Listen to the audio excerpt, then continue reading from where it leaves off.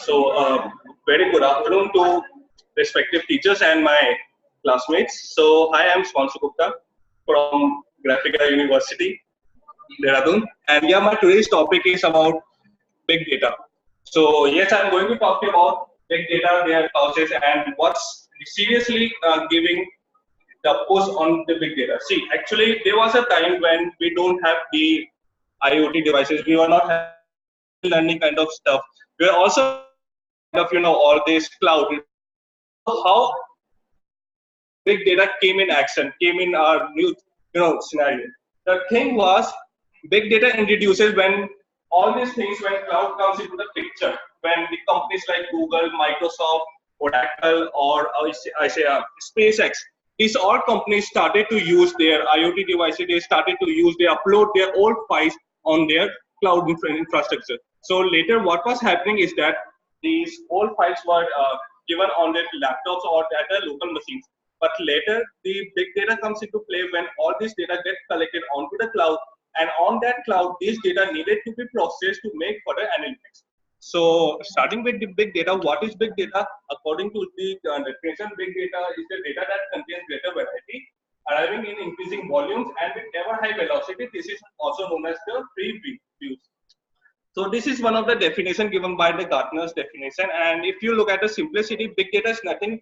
Big data is just a data which is coming at a very high stream, and the amount is so much that the traditional softwares or the hardwares that's installed on your local PCs are not able to handle that data.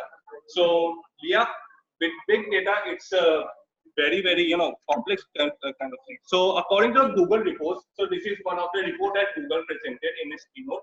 So there will be about 163 zettabyte of data in 2025. So you can imagine the type of unstructured and structured or any kind of data that would be collected with the. So yeah, this is the another report that Google presented. He said that AI is creating business value and complete. So you can imagine that if big data is there with us, so we can also run many kind of things on the top of that big data. We can run AI, our AI system, our bot that we make for any kind of product. If I have to make any kind of application, we make big data. Use of big data. Big companies make the use of big data, analyze their potential customers, to analyze their potential customers and target them. You may also get this as a, I just give you as a small point. You may notice when you are searching on a web or you are on a Facebook or somewhere in Amazon, you search for any kind of product and you go for a YouTube or you go for any kind of, if you go for a Twitter, you see that pop-up ads coming on that your screen. You may have seen that. So that's what the companies are making the use of your data. They are collecting your data, they are analyzing at that time of your data, and on the basis of that data, they are giving you the whole analytics. The third thing is if the okay, this is one of the sentences that given by the Sundar Pichai, is the CEO of a so if your company isn't good at analytics, so it's quite obvious that if the company is not able to produce the analytics, the company is not able to produce the predictions in the nearby future for its product. So it's quite possible that companies is not going to get any kind of sustainable at the ground levels of the business partners. So there are a lot of competition out there where we are fighting with big data, where we are fighting for user information, where we are fighting for the types of activity that a user performs on any kind of platform. Even if you go for recently, there happened a data leak that from Facebook. You may heard about the name. So that one of the cows that the data has been collected by these big companies, these big IT giants, and all these information being analytics and analyzed for the future. So less than 1% of, so this is today's scenario, less than 1% of unstructured data is analyzed and being used. And less than 50% of structured data is being used to make the decision. So you can imagine that today we are having so much of, you guys would be hearing about all those Intel Core i9 or those NVIDIA releasing the RTX and all those graphic cards. You may see that as a big point, but that seriously, it's not causing any kind of effect on these companies. Companies today also are failed to produce any kind of analytics, the real analytics they want to produce with the help of that big data. The third thing, yeah. So now let's talk about the softwares, or let's talk about the technologies that we are having at this time, so that we can analyze the big data and we can do any kind of stuff out there. So we have Apache, Hadoop is one of the greatest, technology, and MapReduce. So these are the, technologies that's been used for big data. You can also see this on our university.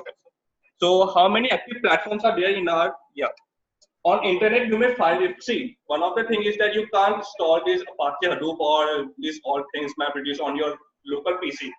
For that you need a whole server, for that you need a whole cluster to be made, and for that cluster you need a space, all those hardware stuff, the cost would be there. So if you want to analyze, or if you want to do any kind of analytics on the top of the big data, you may also go for the platform in this IBM Cloud and Google BigQuery. These two are actually the free of cost. Apart from this, AWS and Oracle cost you a bit if they actually ask for your credit card information and all those stuff. So I may prefer you. I use IBM Cloud a lot, so that's the great point for me.